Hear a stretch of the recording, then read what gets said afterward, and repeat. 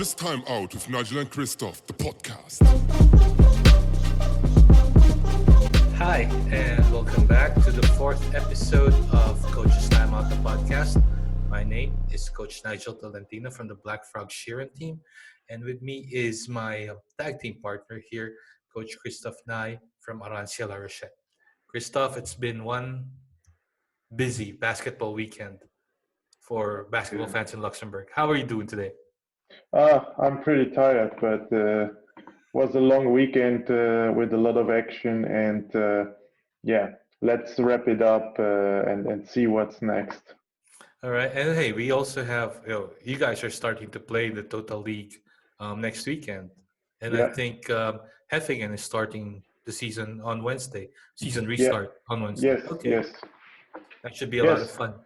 Yeah, the Total League restarts next weekend officially, and during the week there are some games that had to be postponed in the beginning of the season because of COVID situations.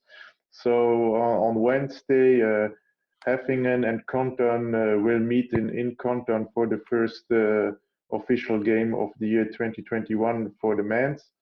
And we will have a guest later on to discuss this. Yeah, well, actually, let's give them our guest lineup for this episode of the podcast. In the first half, we will have Coach Daniel Brandao from US Heffingen. And in the second part, or the last part of our podcast, we will have Coach Alexis Kreps from Residence Walfedange, and we can promise them it's going to be a very lively discussion, so to speak. But before we go there, let's talk about the women's league, first league, women's in Luxembourg, and the results of the games this weekend.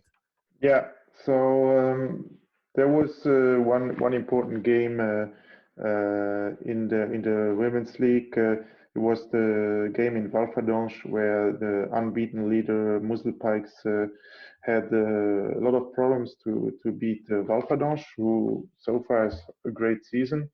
But the Muzzlepikes managed to win the game behind a great three-point shooting effort of their American player Michaela Ferentz, who had I think 7 from 15 three-point shots for her alone. So they managed to stay unbeaten and remain at the top of the league. Mhm.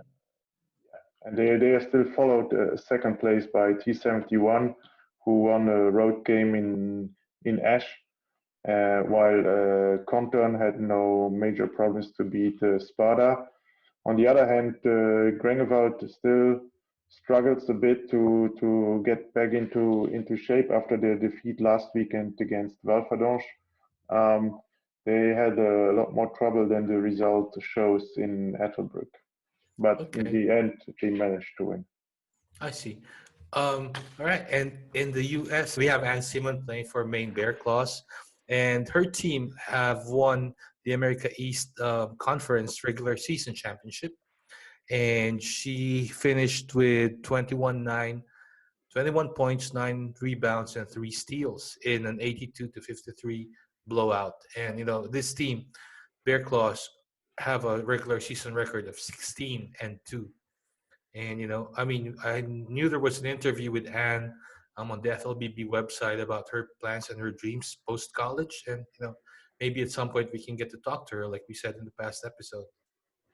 Yeah, she's having really another great season after a great freshman year. Now the sophomore season has gone also pretty well for her in terms of team results, but also individual stats. After winning the Rookie of the Year award, she will probably be one of the favorites for Player of the Year in her in her conference. Even if that's a small conference, that's still a pretty big deal, right? Of course, yeah. I mean, I don't know if many Luxembourgish players ever were even in the race for winning Player of the Year award. So, Mhm. Okay, and of course, Saturday, Saturday afternoon, Luxembourg went toe to toe with Iceland for a chance to qualify for the next pre-qualifiers round, for the next round, yeah, and that was a great game. Like we were down 15 two times in the game, Halftime we were down, but we clawed our way back. And we all know how hard it is to keep your energy up and your focus after climbing up from double-digit deficits. But they put themselves in a great position to win. In the last 20 seconds or something, um, Ken took a timeout and drew up an inbound play, and had Olive Vujakovic wide open under the basket. With 7 seconds left, the dagger, an Iceland dagger, ended, well, basically the dreams of Luxembourg to qualify for the next round. You have any thoughts on this? I mean, I know you, we were supposed to do something like a deep dive, but we were thinking maybe a little bit down the road we could invite some of the national team players and Coach Ken. But any thoughts on the game on Saturday?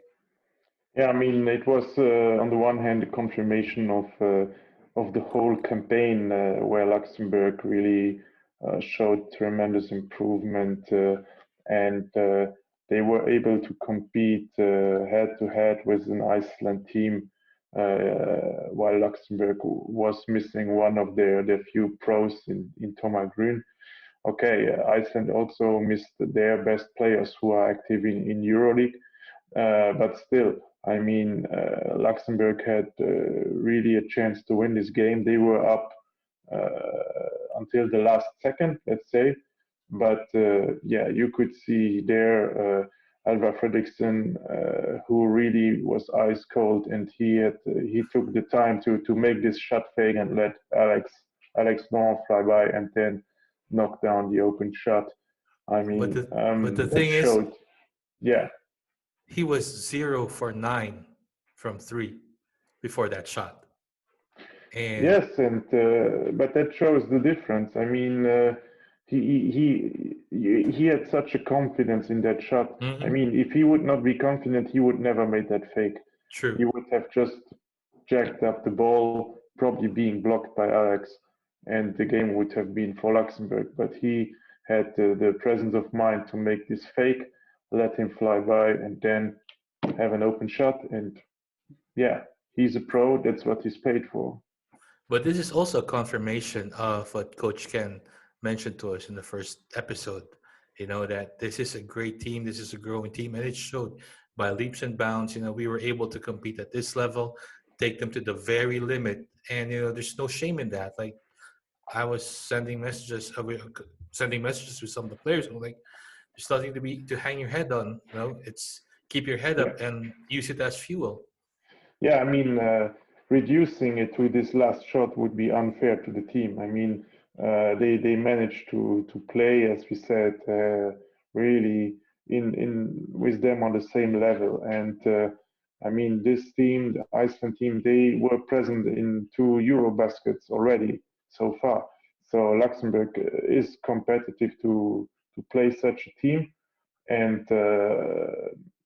yeah, I mean, for the next opportunities, the goal should be raised. The goal should be raised, and not go only there to win a game, but to move to the next round. I mean, as far as I understood, it's not yet clear when and what will be the next international phase for the Luxembourg national team.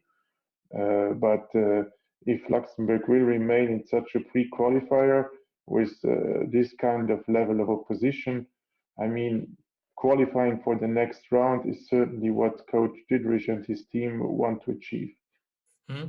Coach Ken called this team one of the greatest, best Luxembourgish teams ever assembled, and that we might be coming into a generation of, well, let's say, a golden generation of Luxembourg basketball. And to be honest, I have friends who have had no interest in basketball, expat friends here in Luxembourg who have had no interest in basketball, watching that game and like texting me. Yeah, shout out Kirsten. Why do they always call timeouts after every play? Or how do we score this and that? And you know, her son Tristan is also starting to get interested in basketball. And you can see like at least we are getting that conversation going. You're getting more people, young people interested in the game, and that's how we grow. That's how we grow the sport. In a country Yeah, that is predominantly a football country. yeah, I mean, that's true. And it's, on the other hand, therefore, a little bit sad that these games are only available on TV or through live stream and not in a real gym.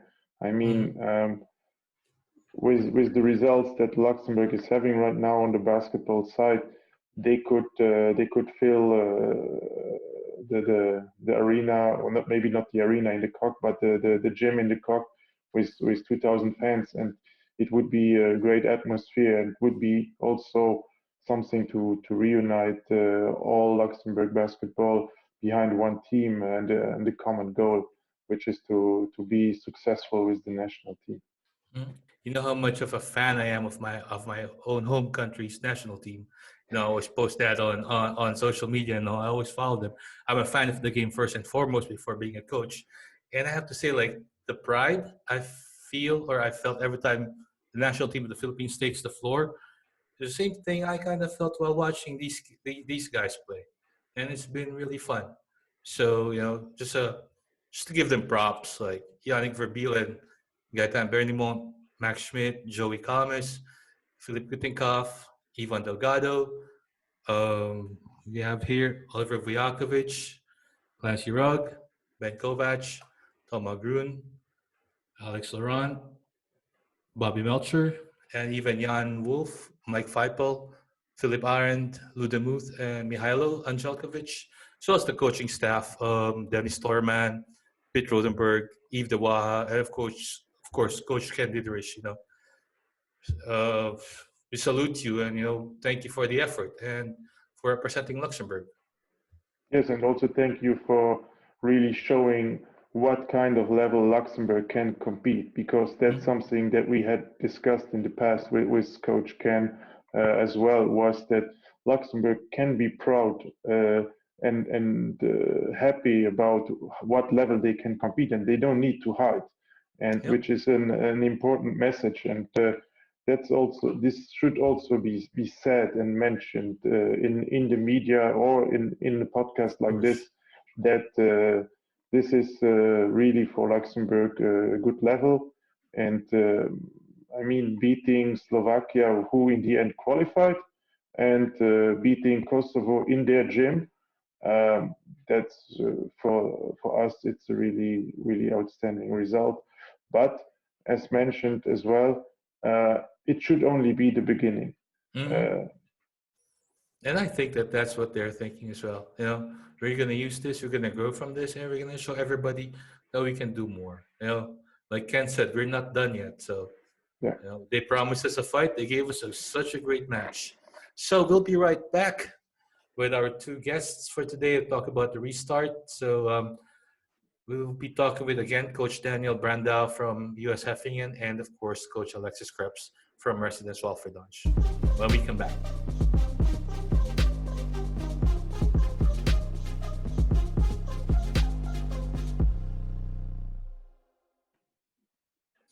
All right, so our first guest for this podcast is none other than, let's see here, Heffingen's head coach, Coach Daniel Brandao. Good evening, Coach. How are you doing today? Good evening. I'm pretty good, thank you. What about you? I'm good as well, and thank you very much for gracing us with your time for tonight's podcast. Well, we're recording on a Sunday, so just in case people are going to get confused about it, we're recording on a Sunday and we're dropping this on Wednesday. So, yeah, you two are going to be doing a restart of the season pretty soon. But before we talk about that, I would really like to introduce Coach Brandao to everyone else in Luxembourg. For me, it's also the first time I'm talking to him. So I'm sure you and Christophe, you've had your conversations. You've already had your derby for the first round, right? So, Coach, can you tell us a little bit more about yourself? So first of all, Coach Nigel and Coach Christophe, thank you very much for having me on this podcast. And I want to congratulate you guys for the idea and for making this happen, because I think it can be very important for Luxembourgish basketball for the sports and about basketball in particular. So about me, I'm a Portuguese guy that started coaching with 15 years. The club from my hometown that is called Sangalhos, from a very small town in Portugal. And there was a coach that we had a lot of kids on under 14 teams. So there was a coach that needed somebody to help and asked me if I was interested.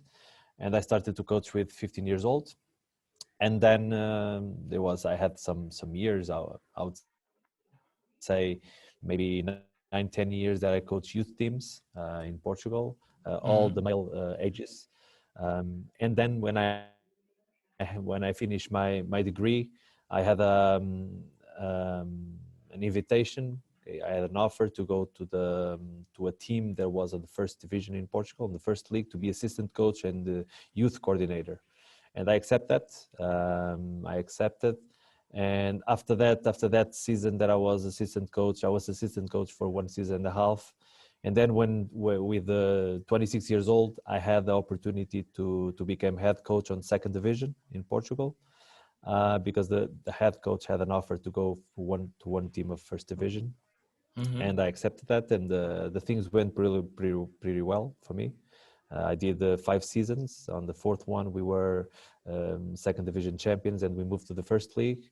And then I had 2 seasons on the first league on two different clubs. And after that, I had an offer to come to Luxembourg, to come to Heffingen. And one of my goals was always to have one or more international experiences. So I accepted that. And right now, 1.5 years after that, I'm here in Heffingen in my second season as a head coach. That's pretty impressive resume you got there, Coach. Coming over from Portugal to Luxembourg, how would you see the change and the difference between the league here in Luxembourg, the total league, and the top league in Portugal? Was it for you a big change, or can you compare both leagues? Is it similar, or how would you describe that? Differences between the top league in Portugal and the total league in Luxembourg. I will say that the main difference is the number of imports that are allowed in each league, because in Portugal, each team is allowed to have 5 imports. So I would say that here in Luxembourg, the local players are more important for our teams than some Portuguese players for the Portuguese teams. I would say that, in my opinion, that 5 imports each team for the Portuguese reality, it's a lot, it's too much. But it is what it is, and I think there are a lot of Portuguese players with quality that can play in the first league, and unfortunately they don't have a lot of minutes because of this. Then, of course, I will have to mention the level of professionalism. I think that in Portugal there are more Portuguese professional players that want to do a career of basketball. They want to have to be the basketball player to be their jobs. And here in Luxembourg, there's not a lot, for many reasons that I already understood some of them. This is not a criticize, it's the reality. But I think it's also a big difference, because in Portugal, there's more professional teams, or for example, in 12 or 14 players that each team can have, maybe you can have 10 or 11 that can practice twice a day. For example, they can practice every day. They are professionals, and it helps to do not to do a better job, but to practice more, to improve more. And also, when the players have some career goals, they can be a little bit more connected to the teams. So I would say that are the main differences. If I have to compare, I would say that maybe the best teams in Luxembourg, with exception of the best 4 or 5 teams in Portugal, could compete well in our top league. So the level is not so different. Of course, the difference between the number of imports, it's huge, and it's I think it's my opinion that that is the main difference. Coach, I don't want to put you in a spot or anything like that, okay? But since you mentioned number of imports, do you think that maybe having more than two, or let's just say more than two imports in a Luxembourg top league, or in Luxembourg's top league, you think that would make a huge difference in terms of overall improvement of skills or skill level? Or should it be, or in your opinion, should it be just let's keep the status quo for now? Well, in my opinion, I think 3 is a good number, in my Mm-hmm. opinion. Because, for example, I can talk about my team.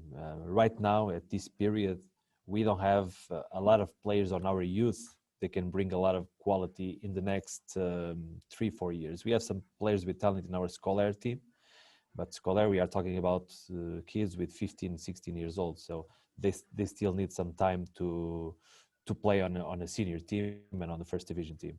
So I would say 3 is a good number, also because it would improve the level of the practice. And when your level of the practice is better, so your local players will have more trouble. And when you have more trouble, you improve. So for the players that have the ambition to be better and to play on a better level, I think if you can have one more import, it can be good. But for the reality of the country, I think that having 2 imports per team is not bad. I just say that with one more, the level of the league could improve a little bit more. Also, the local players will have minutes to play, so it would not. Maybe they will have to fight a little bit more, but it's life. You have to fight to achieve the things. True. And I would say that the level of the practice will be better. So the level of the teams and the league could improve a little bit more. Cool. Okay. Yeah. You go ahead, Christophe. No, I just want to continue the discussion about the Heffingen team. Like last year, in your first season, the results were going into the right direction, I would say. And now in the second year, with the addition of Christopher Jones and Tim Schmidt being back with the team, what were the ambitions for Heffing before the season started and right now for the restart? Well, for last, I think the last season for our team was huge. When I was hired for Heffingen, the goal for the board was just to fight to stay on the league, and as we achieving the playoffs, of course, then we didn't have a chance to play that, and that was a little bit frustrating for everybody. But achieving the playoffs, it was really good. We competed against all the teams. We did a great job. I think we did a great job with the players. They were spectacular with their commitment and their chemistry. We worked like a family, and that was the feeling that we wanted to keep for this season. We had to switch one of our Americans because Drake Ford did a great season and he wanted to look for a new challenge. So we needed to change one of our imports. And as Coach Christophe said, we add Christopher Jones and Tim Schmidt that, in my opinion, are 2 huge talents in the Luxembourgish basketball. So our job as a coaching staff is to find the best way to add them on the team and use, of course, their talent and their skills to help the team to be better. That's the thing. Our strength was always the team. For the people that followed our games from last season, they can say that our strength was always the team. We were a team that we never give up. We were a team with a lot of character and the players, they have a very, very good relationship between them, and we can see that on the court. Right now we are in the end of February, and we already have 2 preseasons and 4 games. So right now we are still on a point that we are building the team. That's our reality right now. We started the season a little bit. It was a little bit of sweet and sour started for the season. We won 2 games and we lost 2 games, but the season is really long, and we need to be consistent. So that's what we need to work. We need to work on that, to be consistent week by week. We know that we are going to have a lot of games. We will have 18 games in 3 months, and we have to be physically prepared, mentally prepared, and of course, in the basketball term, we have to be prepared to face all the teams. All the games will be difficult, but we hope that all the teams that play against Heffingen will have that problems too. Coach, you mentioned that one of your goals as a coach was to have international experience, right? And so when you first came over to Heffingen, like, did you set goals for yourself, like for this season, for this stop, for this team? What goals am I gonna set for myself as a head coach? Listen, for me as a coach, I don't put myself outside the team. I'm a very team coach. I don't know if you understand what I mean. I'm a very team. Yeah. For me, the most important thing at the end, it's the team. It's not me, or it's not the individuals. It's not an individual player that can shine more than the others, or me as a head coach, I have to shine more than my players. But one of the things that is very, very, very important is the players are is the most important part of the games. And my job as a coach is to help them, to teach them, and to try to help them in the best way as possible to be better players, to play better, and to win games. So that's my job as a coach. When I came to Heffingen, I know that I had a huge challenge, because I know that in 14 years the club didn't get a chance to stay on the league. And we had a tough start. In the first 9 games, we just won 3 games. So, but I think at that point we never give up. So I think our secret between commas last season was, on the tough moments we stayed together and we never gave up. And then we managed to win the 6 games in a row at the end of the first phase, and it was great. It was great the way that it was great to see everybody happy. It was great to see that after all these years that people from Heffingen was really, really proud of the team, support the team a lot.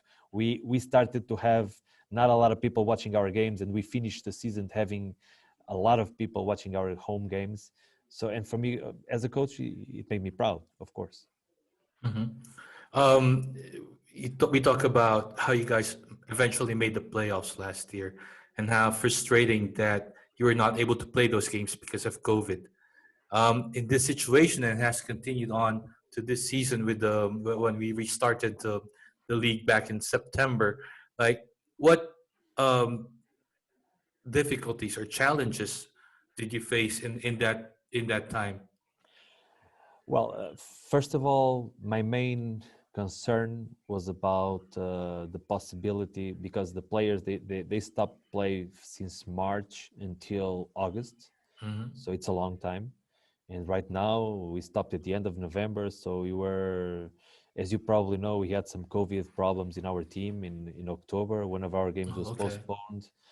So we had 1 month that we were just practicing with 6-7 players, doing some individual workouts and a different kind of workouts that we usually do as a team. But my main concern was the injury risk. That was my main concern. So the coaching staff, we managed to have a very good preseason in August and September that could help the team to make that risk of that injury risk, to make it lower. So that was our main problem. And it was very, very good that we didn't have a serious injury. Then we had to stop again.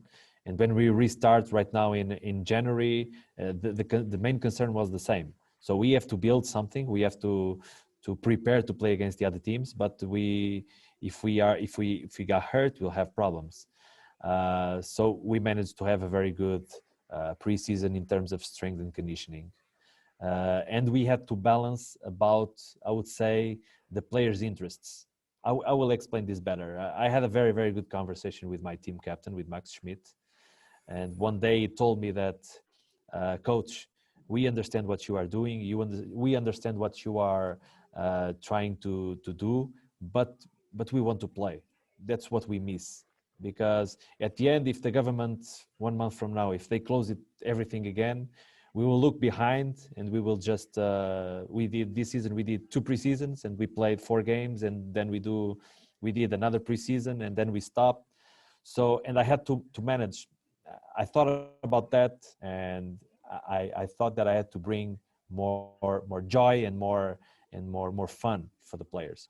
So this preseason so far, it was a complement between the strength and conditioning, and of course building the concepts on offense and defense, and also let the players play. We played a lot of 5-on-5. We didn't have the chance to have any scrimmage, but we played a lot of 5-on-5 between us. So I think in all the terms we'll be ready for the restart of the season. This is an interesting point, because it's often that if you have coaches coming from abroad, they are professionals. They do this for a living. It's their job. And then they have to coach a team where only 2 or 3 guys are professionals.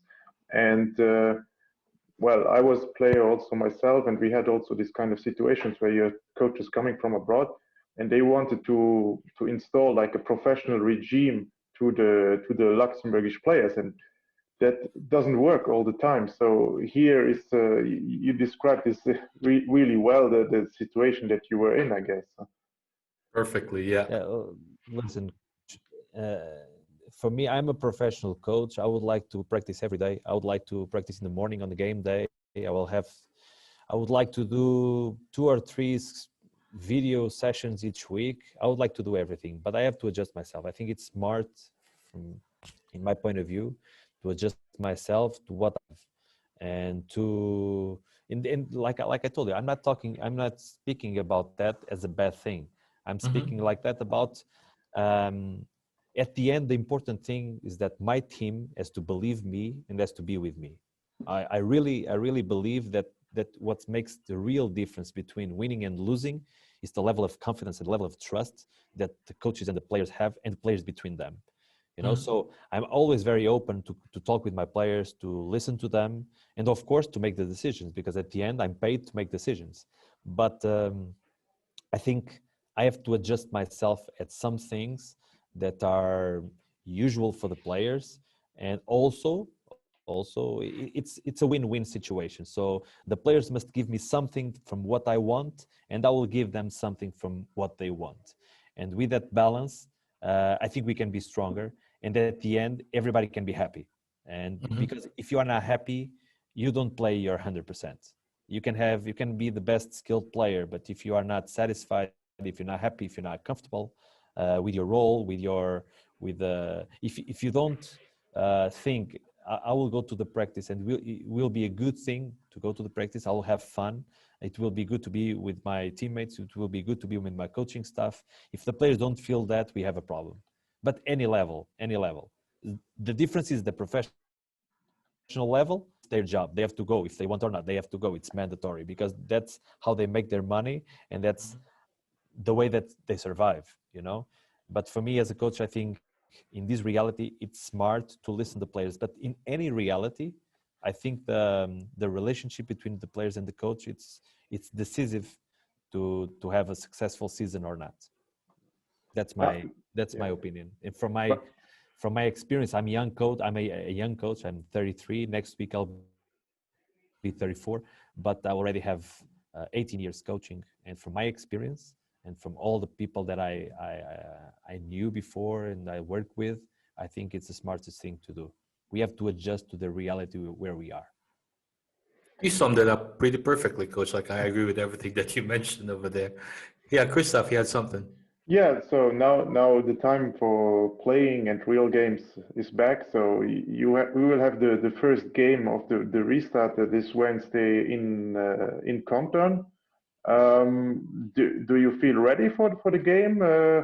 Like after 3-4 months having only had practice or the total break, how do you see this? Because it's immediately a key game for you if you want to reach the playoffs. Both teams have 2 wins, 2 losses, so it's a key game already. I will say that it's not a key game. It's an important game, of course. I would not say it's a key game, because after this game we'll have 17 games left. So it's a lot of playing time, and on a long competition, a lot of things can happen. So unfortunately, sometimes we have injuries. There's something that we can't control, and it's the worst thing of sport, but it can happen. You know that sometimes the team that starts the league, it's different than the teams that finish the league, because sometimes there's some switching of players, so we never know. Right now, so far we were just focused in our team. We were just focused in building our concepts, know how to play together and how we share the ball, what we want to play. We switched one of our Americans, so we brought a different player. So because it's a different player, so we have. My philosophy as a coach is that I think the way that we play should adjust to the players that I have. So we changed some things, and we focused on that. We focused on our team and the changes that we made in our offensive system, in our defensive system.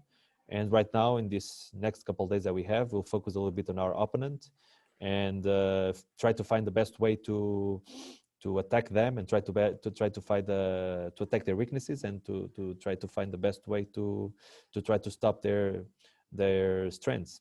So it will be a little bit like that. I don't feel like it's a key game. It's an important game, but I also feel that Content has more responsibility than us, that they will play at home.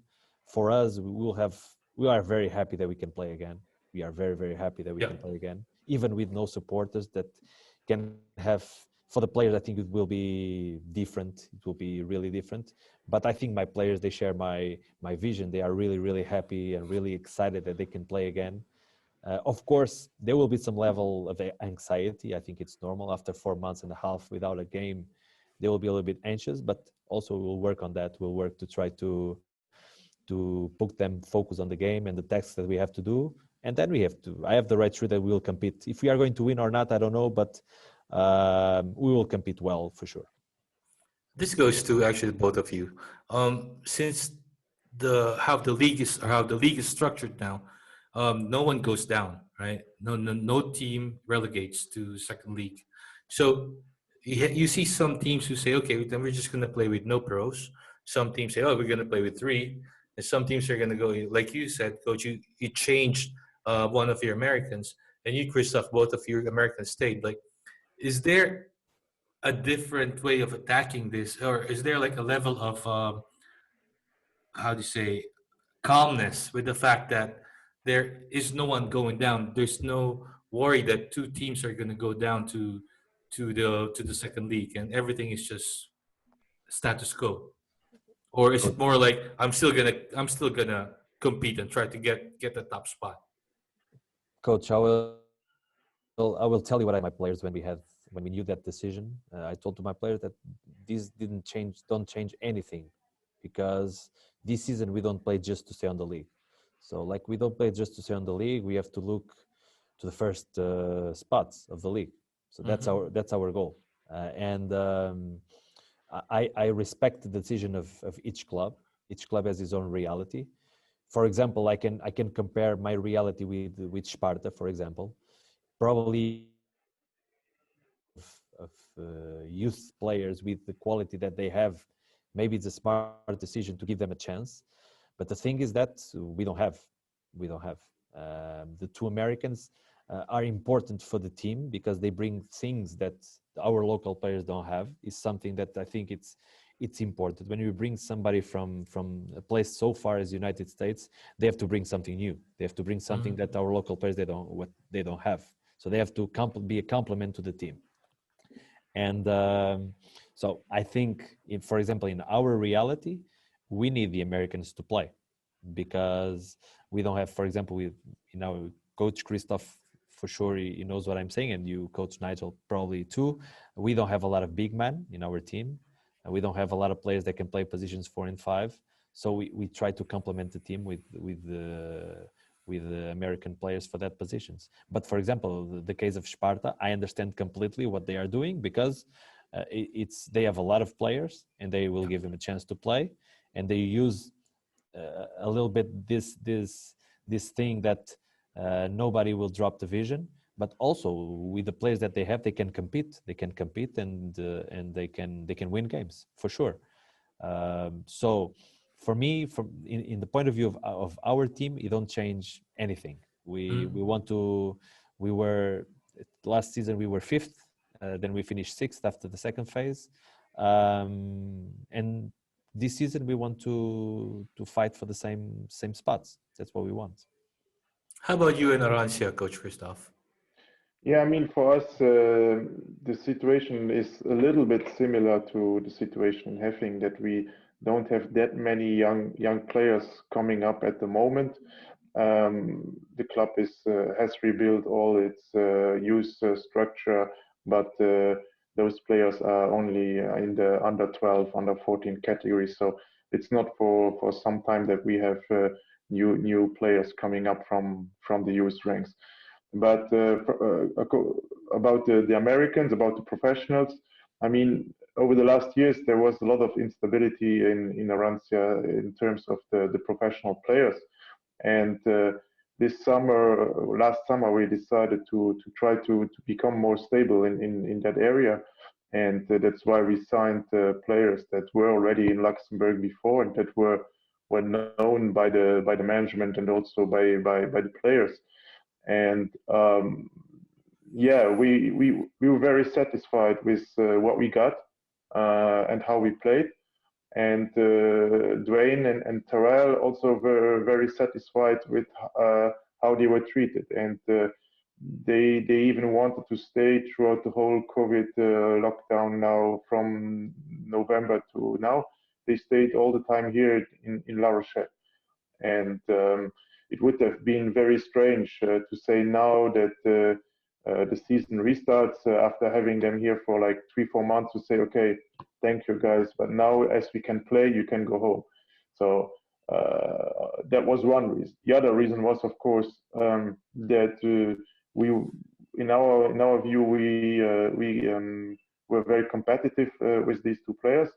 We wanted to continue like this, and we want to build something on the long term with this team and with these two professional players, and that's why we decided to continue to play with them. And even if there are no fans or there's less revenues, we discussed some things internally, and we found an agreement how we can continue. And yeah, I mean, our goal was to reach the top 8 in the beginning, the playoffs. Now it's only top 6, so it will be harder, but that's the goal of the team. And we think by keeping Dwayne and Terrell, we have a chance to reach that spot. Mm-hmm. Coach, we had Nelly here in our last episode, and I just want to ask, how huge is having a guy like Nelly who's had, championship experience and who has all that experience and bringing it to your team at the moment? Like, how huge is he for you guys at the moment? Listen, I would say that Nelly is a very special player, and a very special person too. Before I came to Luxembourg, I didn't knew Nelly, and usually I say that I would like to meet Nelly 7 or 8 years ago, because from the things that he's capable to do with 35 years old, I would like to see him with 26 or 27, because probably it would be even more impactant what he's capable to do. Is the energy of the team. Is the energy of the team. He's a very special player because it's a player for position 5 with 193 that last season was the best rebounder of the league, with a huge heart, huge energy. And he's very important. He's always very important in our game plan because he's a very, very good defender. Also, I believe that he's a better defender for 1, 2, and 3, and some stretch. Probably the player, the position where he plays, the position 5. When we play against some players on position 5, there are bigs. Usually our strategy is a little bit different, but Nelly already proved that he can. I would not say that he can stop any player in this league, but it gives us a lot of confidence. His defensive skills, and then on offense, I think he improved a lot since we started working together. I trust him a lot in things that sometimes you don't feel a lot of comfortable. For example, on his shot, I trust on his shot. I think we work a lot during the mornings in his shot. We work a lot on his post moves. We work a lot on his left hand that usually has some problems to use it. But I really believe that in the next times he will use it. I strongly believe that players, they just stop to learn when they finish, when they stop playing. So still a player with 35 years old can improve, and Nelly is proving that. He has been used. Everybody likes him. All his teammates likes him. He's a very nice guy, and he brings also a lot of energy and commitment to the team. So for us, having a player like Nelly is very, very good. Okay, Coach Christophe, anything else for Coach Daniel here? Well, I think the restart is coming, and I hope it will be going into the right direction. I mean, maybe one last question here is how do you see the chances that we can finish this season? I mean, this is for me still something that is up in the air. The COVID numbers here in Luxembourg are not really declining at the moment, and yeah, how do you see that? Do you think we can finish this season, or will there be another shutdown? Listen, I don't know. Honestly, I don't know. Usually, I try to focus just on the things I can control, and the COVID cases I can't control. I can take care of me and try to take care of the people that are closer to me, but I can't control that. So I'm working day by day, thinking that the league will finish, and if the league don't finish, there is something that we can't control. So we will have to live with that. We'll have to adjust again. We'll have to find solutions again. And of course, we have to be ready. We have to be ready for everything. But right now, if we can't control that, so it's a waste of time and a waste of energy if we think about that. We have to think that as a possibility. But right now, I think we as coaches and our players, we have to focus in the games that we will have. We have to focus in spending our energy preparing those games and of course trying to have fun. It's a long time without games, and I think it's the most important thing. Of course, a lockdown can happen, but still, we'll have to find a solution if this happen. But right now, on my mind, it's just the restart of the league. It was a long time without games, and I'm very happy that we can play again. Coach Christophe, anything else before we let Coach Daniel go? I think we have discussed all the different points. I mean, we can go like for last point, like for Coach Brandao. Who is your favorite for the championship? My favorite for the championship, I would have to say Heffingen. So to be fair with my players, I'll have to say Heffingen, and I'm not joking. We'll work for that. We'll work for that because I don't know if we are going to be capable of, but I think we have the potential. I think we have the potential to fight. I would not say that we are favorites, but we have the potential to fight. If I think outside, if I'm not part of the league, I would have to say Atzala. I think Atzala, they have a very good chemistry. They play really well. And I'll have to say T71 and Ash, and maybe Racing. I think Racing can be also with two American players and with the Luxembourgish roster that they have, they'll have to take the responsibility to assume themselves as some candidates to win the league. Well, Coach Daniel Brandao, I really appreciate your honesty and your how you're able to communicate everything. I know at the beginning you had you had concerns about about the English and everything, but I assure you, everything that you Yeah. said was understood, and it was I'm pretty sure people will listen to this and learn a lot from this, not just about you, but about the coaching mentality and the kind of coaching philosophy that you bring into Heffingen. And hey, I have to say, good luck with the restart for both of you, and I hope that we get to talk to you again down the road. Coach, I just want to say one more thing for the people that are listening to us. Sometimes it might don't look like, but I'm a very open person. I like very much to share my opinions. I like very much to speak with other coaches. I think it's the best way for us to learn. And it seems like, I don't know if I'm right on that I'm going to say or not. Probably you coaches will tell me if I'm right or not. But sometimes I think the basketball community here sometimes is very closed, and I think we should open ourselves. It's not bad to share our opinions. It's not bad to expose ourselves to other coaches, to players, because it's when we get out of our comfort zone that we learn, that we improve. And I really would like, right now with the COVID situation is tough, but I really would like to have maybe more coaching clinics here in Luxembourg, maybe more meetings between coaches, maybe meetings between coaches and referees that are also an important part of the basketball community here in Luxembourg. I think we have to be open to all this stuff is the only way that we can improve. And once more, I want to thank you, you both, for the opportunity to be here. For me, it's a huge privilege be here just 1.5 years and be on the third episode after Coach Ken Dietrich and after Daniel Stevens and Billy McDaniel, and on the same episode as Coach Kreps. For me, it's a huge privilege, and I congratulate you for this idea and to make this work, this podcast, and I wish you the best of luck for the future. Thank you very much, Coach. We really appreciate that. And hey, we'll talk to you soon. Keep safe. Good luck, and go get that win on Wednesday. Okay, thank you very much, and All right. speak to you soon. All right, Coach. All right, welcome back. And our second guest for this evening is none other than Coach Alexis Kreps, head coach of Residence Walfedange. How are you doing today, Coach? I'm doing well, and I hope you guys are doing well.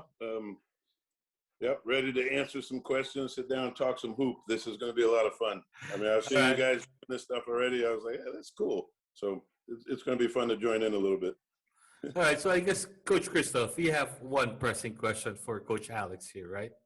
Yeah, I mean, as most of the people probably know, we're gonna meet each other pretty soon, and of course, I want to know what's your game plan for the game, huh? We're just going to try to hopefully score more points than you guys. That's it. Okay. You copied it from me then, huh? All right. So let's talk about, well, the reason why we're here right now is because the restart happening for the Total League. And head coach of Walfedange at the moment, you know, lots of things going on inside and outside. How do you feel about how basketball is going to resume, or at least for the top league to resume in next weekend? Well, I think going forward kind of optimistically and cautiously is how we're all going about it. Initially, when this was all happening, I was very sure about, hey, let's just play. Come on, it's enough is enough. As things kept on unfolding around the world and with all the different things going on with COVID and things of that nature, I honestly think the FLBB and some of the leaders of the club, they made good decisions.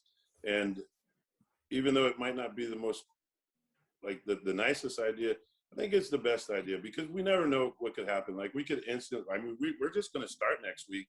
And if all of a sudden we got guys testing positive everywhere, then it could be a problem. So we got to be cautious, but optimistic. And that's how I approach that.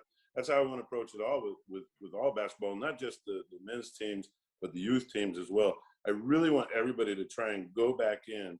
And if we have a situation, then we have to deal with it. But we should always be trying to move back in and continue to play, continue to go with the sport. That's my opinion. No. Chris? But yeah, and I mean, next to that, from a more competitive point of view, so you promoted with your team to the Total League, and what were the goals back in September with the team that you have? I mean, you got some good reinforcements, and yeah, what was the goal for Walfer, and what is the goal now? Well, the goal, I think for every coach, for every player that laces them up, is to win every game. That's always the goal. And so, you know, you go step by step by step. And at the beginning of every season, it's always eyes on the prize. And then you have to kind of assess it along the way, and see how you're developing. We had such a limited time to really see where we were going to go. So I think we still have the same kind of focus. We're trying to win every game. You know, when we get, I don't know, maybe through this round and we see where we're at, then we might start readjusting. But certainly, we're trying to win every game. And I think with the group that we have, we can be. And I think actually this year it's a little bit different than I've seen, is that any team on any night can win a game. And so it's a little bit dangerous this year, but it makes it a lot more fun. When we had Coach Ken Dietrich here, he spoke about playing for his dad, you know, and how he had to prove that there was no special treatment. He had to be the best, so that no one can say anything. And your son, I have to say, is one of the better young prospects that we have in Luxembourg at the moment. What's the dynamic between you coaching him on your team in the senior level? Yeah, well, I think I have to look at it as the whole overall idea, because I coached him as a young player, and then I didn't coach him as a young player. Like, there was other coaches along the way, and I it was back and forth, and then now for the past few years I've been able to coach him, and so yeah, it's kind of evolved. It's kind of changed over time as his career, this short career, is growing and growing and growing. You just kind of, I guess, try to readjust and do those kind of things. But there's always that dynamic of father-son. And so there is, sometimes that can complicate things. But for the most part, when it's basketball, it's just basketball. We treat it as basketball. We talk about basketball, but like the father-son aspect comes in and it carries over and goes on. So sometimes it can be easier, to be honest, and really good. I can just tell him something real quick and he gets it. And then other times he can maybe be mad at me, or I could be mad at him from something else, and it's going to carry over. So yeah, it's all kinds of different ways going with that. But he keeps working hard. He's truly driven. He's a lot like, we have two guys on our team that are just, wow, they work so hard. One is Malcolm, and all of our guys work hard for the most part, but these two guys are a different breed. And the other one is Tom Conan. I mean, you walk into a gym, these guys are there before you, kind of an idea. And they're always there. They're always there working hard. And I think that is the aspect, I think, that's going to take him very far, if you will. Well, on a personal level, as a dad, watching him, in his young career, blossoming, getting attention internationally, how do you feel about that? I mean, I'm sure you're proud, but like, is there any point in time that you have to hold back on some of the emotion that you're feeling, just so because he is also a player of yours? I think that part, if it goes on that level, you're going to be excited. You're going to be feeling bad for him when he has bad times. You're going to be feeling good for him when he has good times. That's just something you're not going to be able to say, oh, that's not happening. But for the most part, I just, with all my years of experience as an old man, you just look and you say, you know what, that's part of life. And I always tell my guys, whether you win or lose, and you could be in a championship game, right? And I guarantee you win that championship game, and you wake up tomorrow morning, ain't nothing gonna change. You just won the whole championship. You wake up tomorrow morning, I guarantee nothing has changed in your life. Nobody's gonna really treat you different. It's just not gonna happen. And okay, on the highest levels, you might say, oh yeah, but no, all of a sudden they got this. Not really. That's not how that works. And if you lose, also nothing changed. You're still dealing with you. You're still being yourself. And that's the kind of thing. So the ups and downs are gonna come. So, but yeah, you try to root for the good side and, support through the bad sides or whatever. Yeah, I mean, something that comes to my mind when talking here with Coach Kreps is you should have a pretty good view of how Luxembourg basketball has evolved since the days that you have arrived. I mean, Right. when you have arrived, it's 22, 23 years ago. Mm-hmm. When you arrived in Heffingen. Since then, a lot has happened. How do you see how Luxembourg basketball has overall evolved since then? Well, first off, I'll say overall, Luxembourg basketball has just gotten really, to me, to a very high level at this point in time. And a little bit of showing proof at the game just the other day versus Iceland. Very solid team. And these guys just took them right to the limit. One thing goes another way, they're going to win that kind of game. Mm-hmm. And they've done it. It wasn't just one time. It wasn't a fluke. It wasn't like a Hail Mary pass. This has been happening. And these guys are showing just enormous amounts of potential and progression.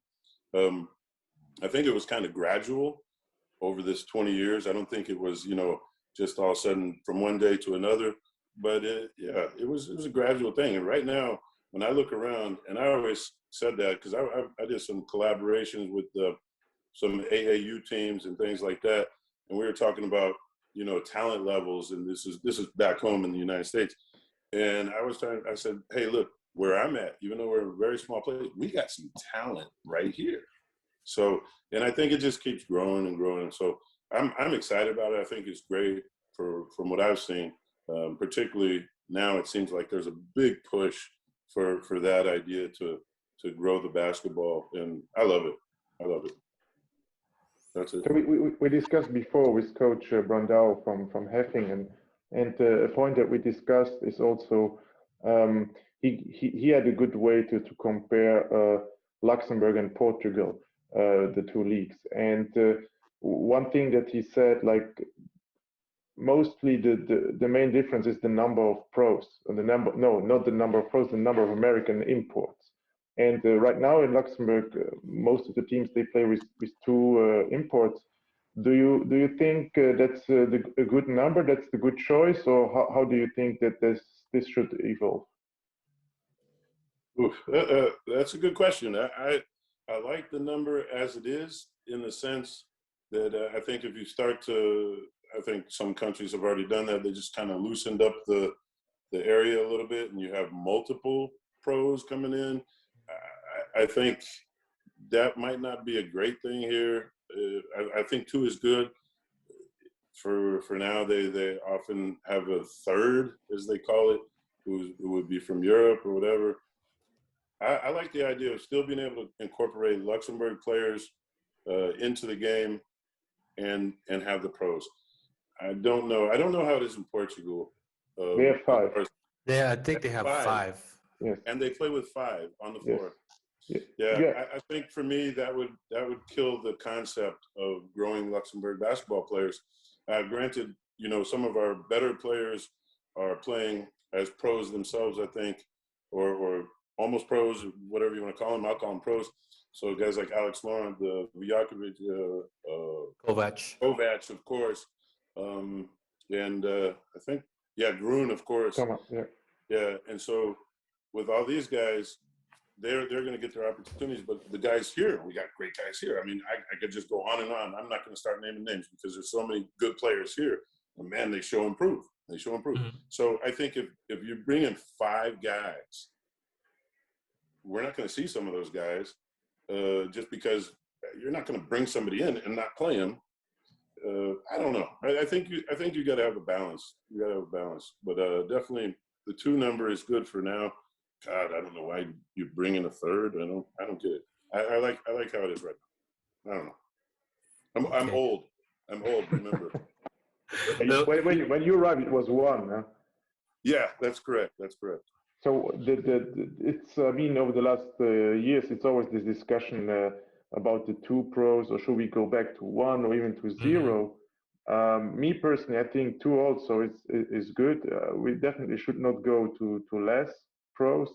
I mean, it was back then, it was really different times. And if you had like 1 pro and he was not really there or good, well, you were really in trouble.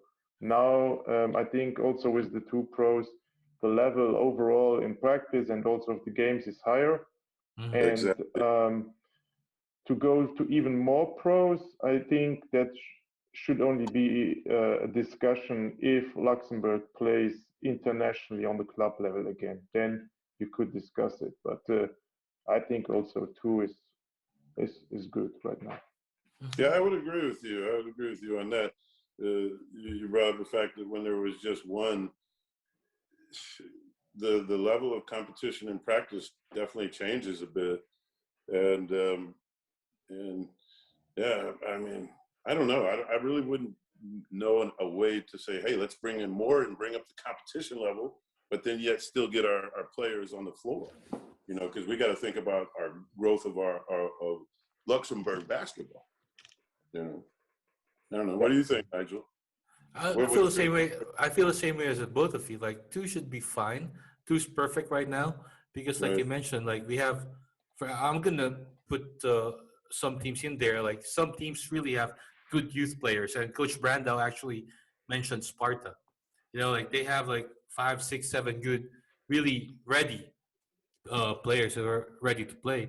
And he mentioned that with them deciding not to take any Americans for this season, that gives them more time to or that gives the young guys, or yeah, their local guys, more chances at playing and competing. And he said, yeah, hey, these guys, they're able to compete at this level even Yeah, without pros.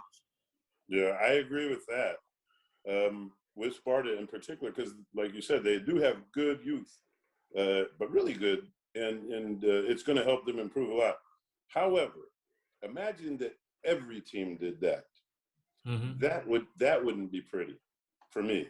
It would be basketball. We play it, but I think there we would maybe miss a bit of that growth. Yes. What do you think about that? Because I mean that's their choice. That's fine, and I get it.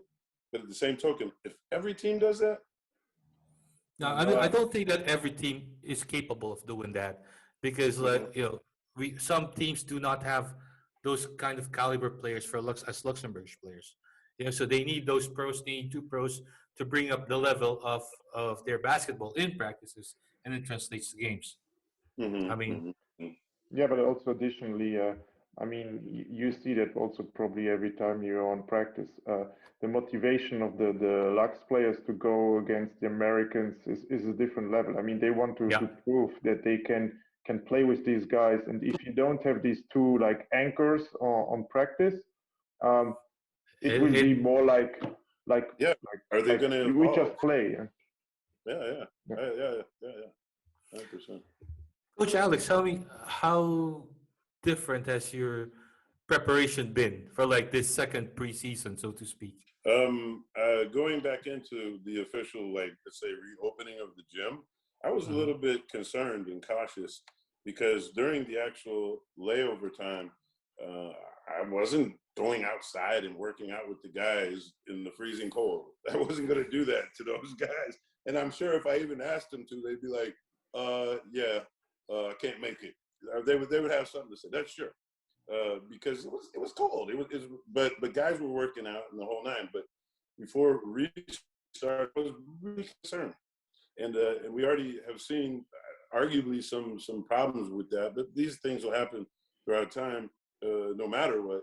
But like during this time, we have Malcolm who was working out a ton, and now he has some severe. There's a medical term for it. I think it's periosteitis or something like that.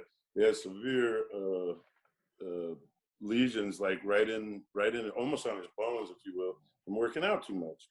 So I was worried about conditions of guys, and some guys coming back out of condition.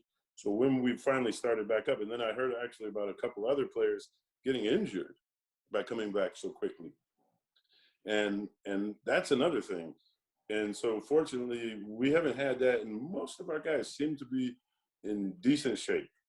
So just coming back in, I pumped the brakes the first week of actually being back in the gym, just letting guys have fun and play a little bit and feel the game, and so we could all laugh and smile, just be back into the gym, because it really felt like a long time, at least for me.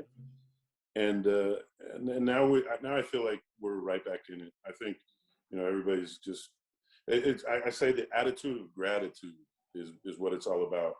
I'm just happy to be back doing this, because it was taken away, and you never know what you got till it's gone. And so I'm just happy, and that's what I'm communicating to my guys. Hey, attitude of gratitude, guys. Let's just be happy to be back where we're at, and hopefully all goes well. We're going forward positively, cautiously. Yeah. Coach Alex, you've also been a youth coach, for a longer span of time, and like right now, there's this conversation going about, should kids be able to do sports in the COVID situation? What are your thoughts on this? I think absolutely the youth should be doing sports. To me, sports is like school. It's something that it goes hand in hand with you just growing up, you're learning. And you go to school and you're learning, and you gotta go to school and you gotta learn stuff. And it should be fun as well. And the sports is also a huge learning factor. Huge learning. I mean, when I coach youth basketball, even sometimes senior basketball, I feel like I'm a teacher. I don't feel like I'm just coaching. I feel like I'm teaching. And it's really important that these young players get this opportunity to go out and learn these things, learn these ideas, learn what it takes to have a little bit of dedication and learn what it takes to work as a team and just to show up and be responsible.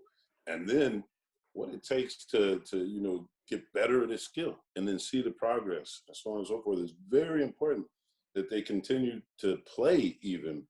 And we should come up with some kind of format that they can play. Maybe we don't have to start a whole championship, as they call it, or a season with them, but maybe we can organize small pocket tournaments, if you will, like 3 or 4 teams. And then if we need to, everybody gets a quick test, or make sure that everybody shows that they've tested negative. And if there's a problem, don't show up, and let them play. And if you do it like that, I think you have an opportunity to still get them playing, still get them involved, as opposed to canceling everything. I don't think that would be great for the kids, and for the sport ourselves, because I think other sports and other ideas are going forward, and all these things are important. And so we should, for our sport alone, just move it forward, but cautiously. Positively, cautiously, but surely we have to do something for the youth. We can't just keep them just come into practice, work on your skills, come into practice, work on your fitness. I don't know, what are they going to turn into? Cross fitness guys? They're going to leave the sport. They're going to run a triathlon. I don't know. What are they going to do? I don't blame other coaches for sounding off on this. That every league should be open. If the first league is open, and every other league should be open, and the youth league should be open, I don't blame them. They have their reasons for saying that, and I understand both sides of the equation. But it's tough. It's a tough call. But like you said, if there's a way to get players or get youth guys or teams to be quick tested, and then at least have some semblance of order and just normalcy to bring back, then it could work. But it's a tough call. Yeah. What do you think, Christophe? Yeah. I mean, how to say that? I understand the point that you can say it's dangerous if you have too many games and too many competition. I mean, it's a lot of interaction between humans, and so the virus could spread pretty easily if there are people who are positive with the virus, but they don't know it. On the other hand, with the measures as they are right now, as you mentioned, it's pretty probable that you will lose a lot of kids, especially young kids, for sport. And I mean, if you want to do something, a sport, you have to be able to practice, but not only to practice, also you want to compete, especially from a certain age on. There is a competitive aspect to it, and if you can't do that, you might lose interest in it. And what is not really that much discussed, or at least not enough in my eyes, is the social aspect of it. And sports is a great way to have like people from all different social categories have fun together, work together, play together, and also for, especially on the youth level, for kids to see that there is something else than their own environment, let's say. And this is of course missing. And but what is the right way? I don't know. I really don't know. Maybe coming back to your current role as head coach in Walfedange. You have a player with Xavier Francois Robert in your team that is, let's say, pretty unusual for Luxembourg, as he's like a local big guy, and he's still, from a basketball point of view, still pretty young, I would say. How is it for you to? Yeah. So how is it for you, who was also playing a big guy position when you were a player? How is it for you to coach such a guy? First of all, coaching Xavier, I can sum it up into an early experience I had with him, not beginning of this year, but last year. We're playing, and we're going up and down, and Marcus, he was one of our best guys from the year before, Marcus Neal, who's actually assistant coaching with me this year as well, from Marcus Neal, right? Everybody knows Marcus Neal. So Marcus fires up a shot, and then he says, "My bad, Xavier, man, I should have passed that."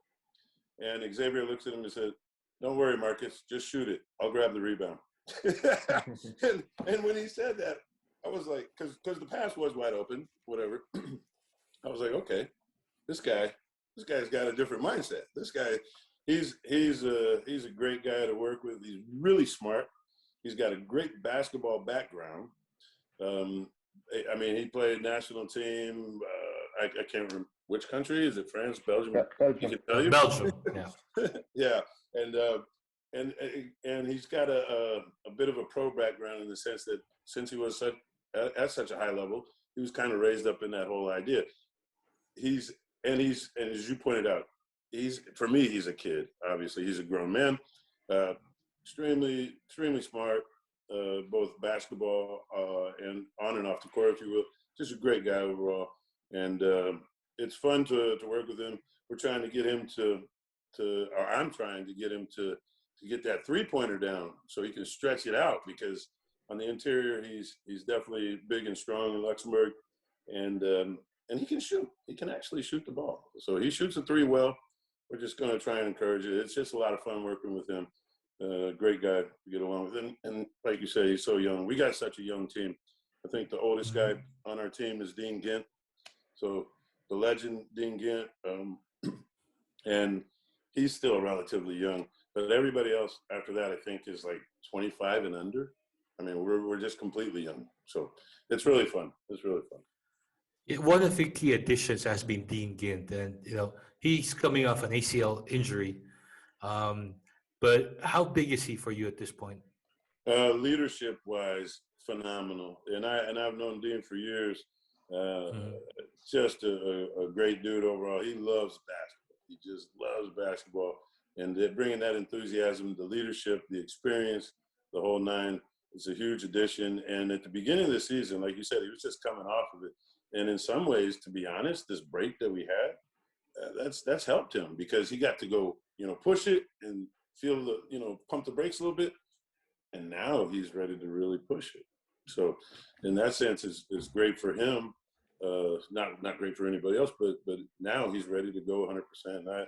I just think his leadership, his attitude is really big. It's really big for the team overall. You also mentioned earlier Tom Conan. Kid went to school in the States, came back to Luxembourg. Mm-hmm. He had a rough patch there playing wise. He couldn't find his groove. But then I think the transformation happened last season. You can see him emerge. Yeah, well, with Tom, he's got a strong character. So his character sometimes gets in his own way. But I can tell you, this guy is a phenomenal shooter. I mean, phenomenal. We run drills where you got to hit 20 threes before you miss 6, and he can do it 1, 2, 3 times in a row. The efficiency rate is so high. He's got pretty good handles. I think he wants to have better handles and tries to use them a little bit too much, but he can handle the rock. He can pass the ball. He sees the game. He's big. He's strong. He's got the whole game under wraps. And I can tell you, he's actually our team captain. And he needs to continue kind of like fulfilling that role, and then kind of learning how to roll his own game out in with everybody else. And the more he continues to do that, the more, let's say, deadly he is, the more efficient he is.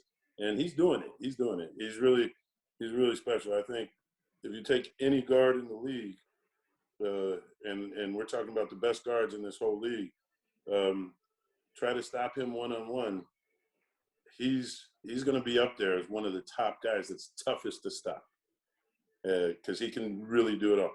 But then he has to just kind of, find his way, and he's kind of doing it. And yeah, he's a player. I can remember him when he was young. Actually, he was at Contern, wasn't in Steins, and that was just before he went to the States, and he was showing some signs of that.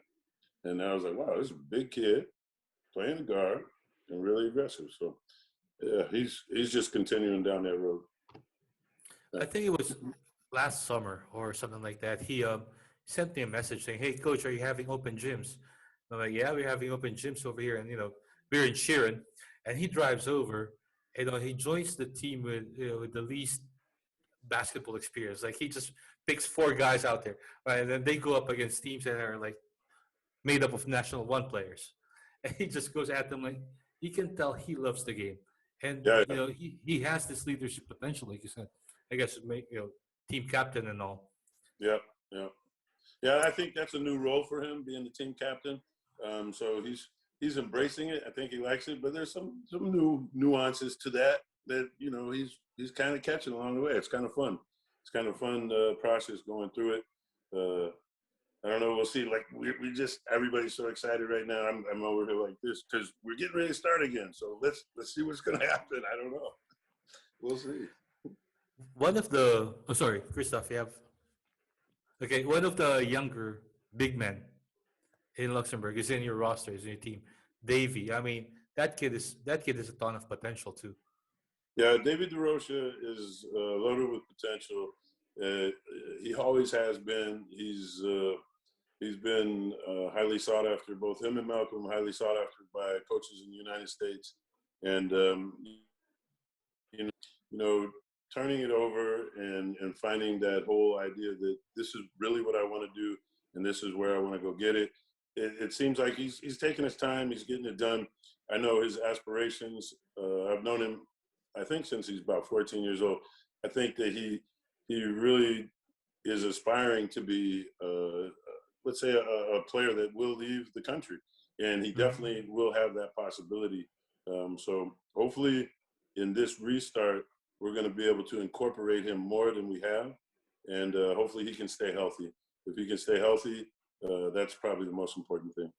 I think we went through more or less everything that we wanted to discuss here. So I have one last question. What's it going to be? I don't know. Look at the smile on your face. No, but I already asked it also to Coach Brandao. So who's your favorite for the championship this season in Luxembourg? Walfedange. What did Daniel say though? Hold on. He said Heffingen. Okay, there you go. I know who you're going to say, so we don't even need to ask. No, I'm a little bit more humble. Let's say. You're just being coy. You're trying to play it on the down low. Who are you picking? I mean, honestly, outside of us. Outside of your own teams, yes. Right. Okay. If it's like that, honestly, right now when I look around, Edelbrook. That's just right now. I mean, that could change. That's just right now. That was any particular reason? I'm going to go out there and maybe rub people the wrong way and say this, but I honestly, if the season didn't end the way it did last season, I think Edelbrook would have come back, and they probably would have ended up with a double. Wow. Yeah. I think they're smart. I think they have experience. I think they're smart.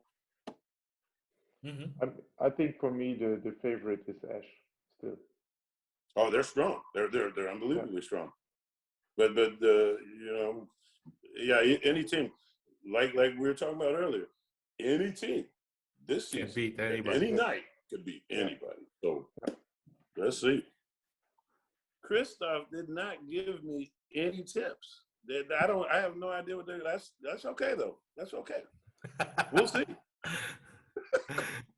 What do you want me to say? Yeah, it's fun. Hey, it's just fun to be. I love this thing you guys are doing. It's really fun to be able to just talk basketball like this. This is also really cool. But yeah, just happy and excited to be in it, man. What other coaching goals do you have for yourself? Oof. I don't have my only coaching goals are just to right now really enjoy what I'm doing with this, trying to build where I'm at right now, and then if something more comes, I'm more focused on just building where I'm here. I'm here in Luxembourg. I want to build basketball in Luxembourg. I'm not aspiring to go coach somewhere else and do something like that. I just want to teach the people that are around me really good basketball and that kind of thing. I'm a bit older than I think most coaches in the sense that I started a little bit later in the official coaching aspect. I've been coaching my whole life, but yeah, it's really mostly just to grow basketball here. This is where I'm at. I want to grow basketball. That's it. I don't have any big aspirations to do something more as a coach. Not particularly. Not for myself. No. All right. Okay. I guess that's all the time that we have for today.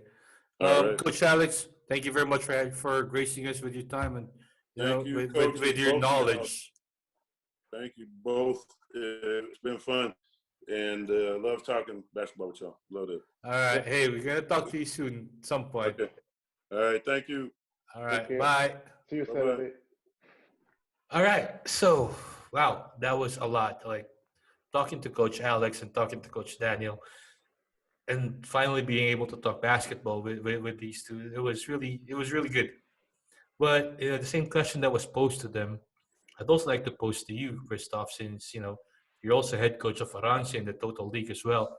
And I also want to know your thoughts about, do you think that the season can continue and finish?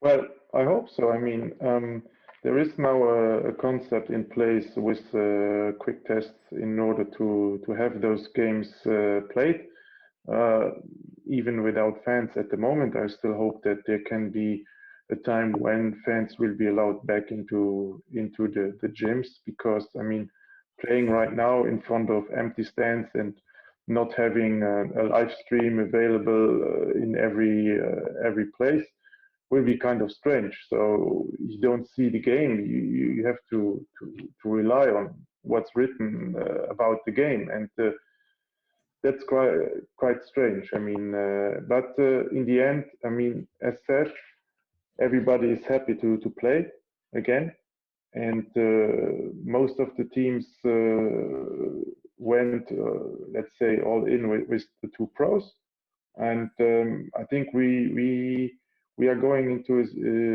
a season where, as Coach Kreps mentioned, everyone can beat everyone, and there is no clear-cut favorite, I would say, for the title, even if some teams look stronger than others.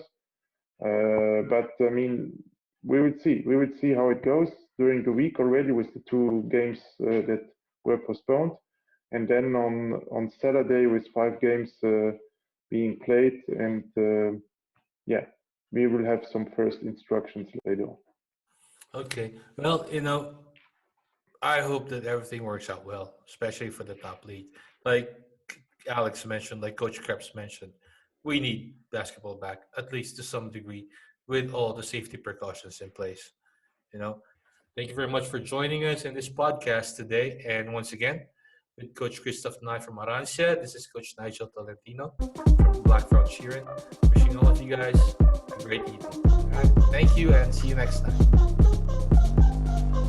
Coach's Time Out with Nigel and Christophe, the podcast.